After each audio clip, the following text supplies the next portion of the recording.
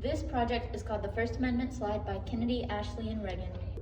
The first 10 amendments are known as the Bill of Rights, which protect our civil liberties, which are the freedoms we have to think and act without government interference or fear of unfair treatment. There are a total of 27 amendments, and all work together to protect our rights as American citizens. What we will be talking about today is primarily the First Amendment, which talks about freedom of religion, assembly, press, petition, and speech. Freedom of religion makes no law able to favor religion or promote a religion. Freedom of assembly protects our rights to gather in groups so long as assemblies are peaceful.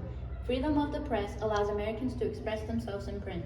Freedom of petition protects the right of citizens to express their ideas to the government, and freedom of speech protects face-to-face communication, telephone, and TV broadcasts, as well as non-spoken expression.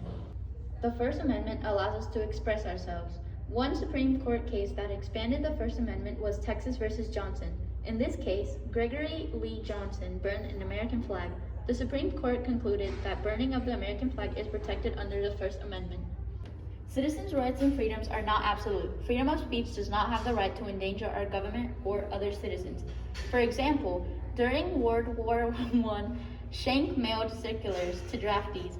He was charged with conspiracy to violate the Espionage Act by attempting to cause insubordination in the military and to obstruct recruitment.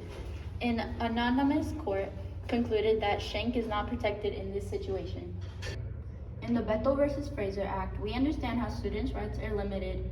In this case, Matthew Fraser used what some believe was a graphic sexual metaphor to promote the candidacy of his friend.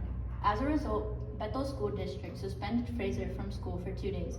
The court found that it was appropriate for the school to prohibit vulgar and offensive language since it was inconsistent with the fundamental values of public school education. Hope you enjoyed our slideshow.